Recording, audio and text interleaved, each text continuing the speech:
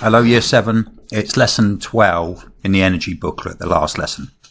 So we've been looking at this tennis ball drop investigation, and what we're going to do is we are going to drop a tennis ball from different drop heights and find out the bounce height, all in centimetres. Now, your prediction, I would imagine, goes something like this. I think that as we increase the drop height, the bounce height will also increase. Well, why is this? If you increase the drop height, you're increasing the GPE, the gravitational potential energy of the ball, which will then be converted into kinetic energy as it drops. Some of the energy will be transferred when the ball bounces to heat and sound, but most of it will be converted back into kinetic energy as the ball bounces back up again.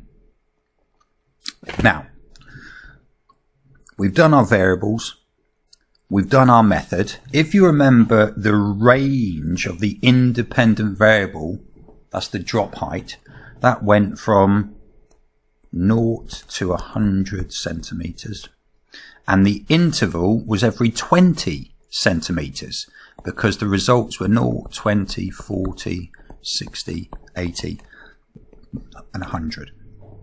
So should have done the method as well. We're going on to the results now. Now, here's the drop height. You can see that at the top of the page, and the corresponding bounce height in centimetres is, for the drop height of 0, its bounce height was also 0 centimetres. At a drop of 20 centimetres, the bounce was 14. At a drop height of 40 centimetres, the bounce height was 27 centimetres. When the drop height was 60 centimetres, the bounce height was 38 centimetres. When the drop height, the height that you dropped it from, was 80 centimetres, it rebounded 45 centimetres. And the largest drop height, that was 100 centimetres, it bounced back to a height of 50 centimetres. Using this information, you should be able to construct a results table in the section of your book. Remember, it is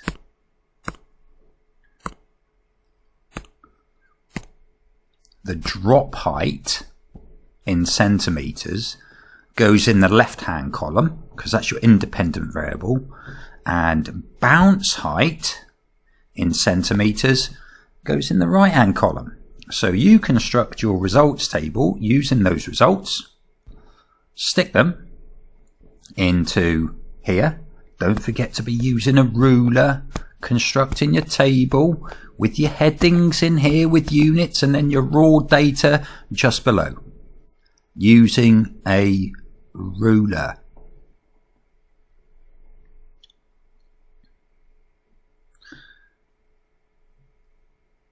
Now, what I'd like you to do is, using your results, construct a line graph.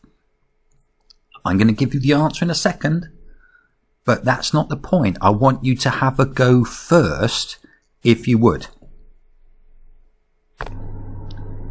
Okay, well, here's the graph. It's going to be a line graph because both variables are continuous.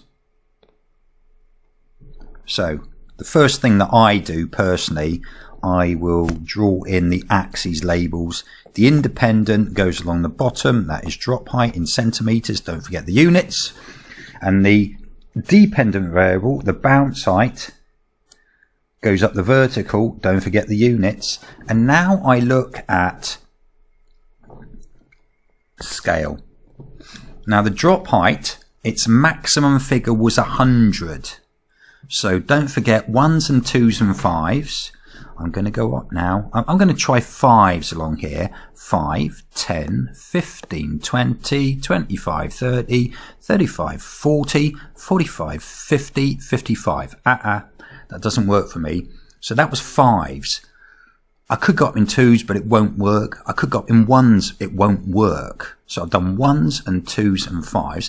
Now I go back to 1 again, but put a 0 in front of it. It's not 1 anymore, it's 10. So here we go. 10, 20, 30, 40, 50, 60, 70, 80, 90, 100. That takes me up to my maximum drop height.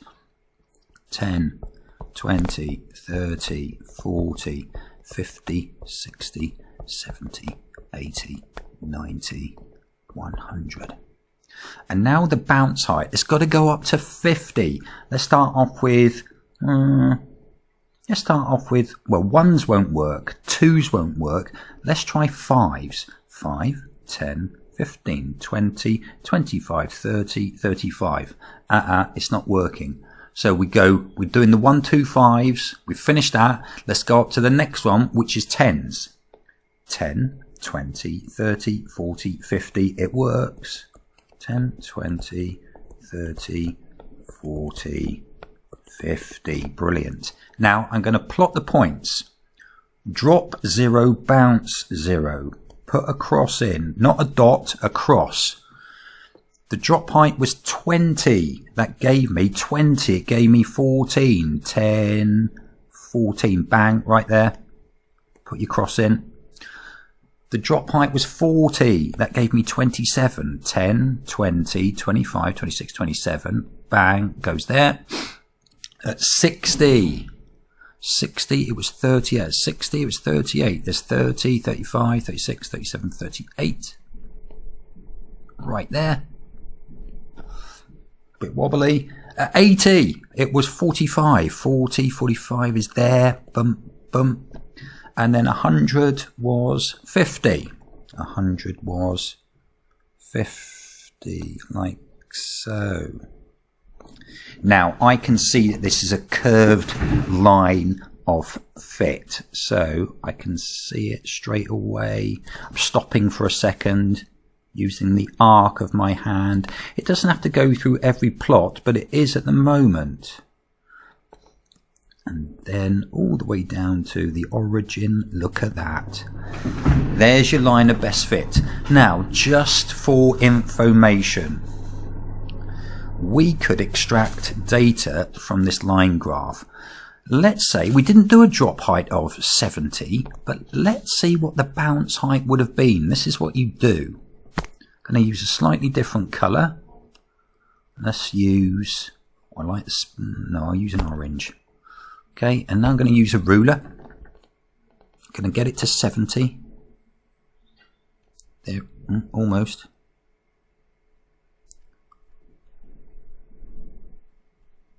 There it is. Now I'm going to draw a line. I'm going to attempt to, yes, I've got it.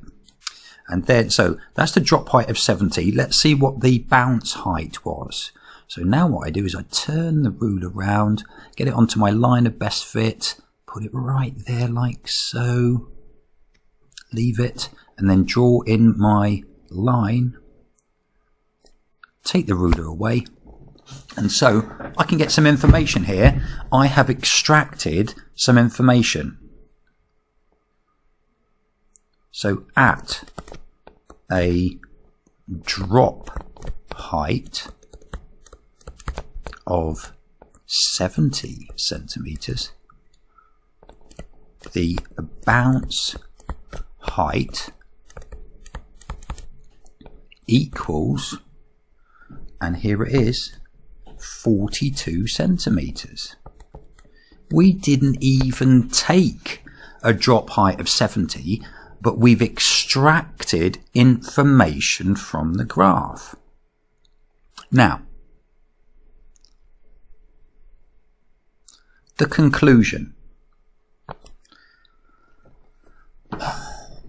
As the drop height in centimeters increases, the bounce height in centimeters also increases. And you could give an example. At 20 centimeters drop height, the bounce height was 14. But at 40 centimeters drop height, the bounce height had increased to 27 centimeters. So what you're doing is you've given a general conclusion, but then you've given some specific actual data. Then you could back up that conclusion with a little bit of science. So you could talk about, as we increase the drop height, we increase the amount of stored GPE, which will then be converted into more kinetic energy and more GPE for the bounce height. So that would be great. You're adding in the science there as well. The evaluation. Yeah, this evaluation. How could we have improved the investigation? Well, you probably would have measured off the bounce height using your own eyes, making sure you were at the bounce height level, but you were estimating the bounce height. To improve this investigation, you could have used your mobile phone or a tablet to take a still picture, or even better, a video of it bouncing, and then freeze it as it reached its top bounce height. And then you could have read that off from the ruler that was attached to the wall. So using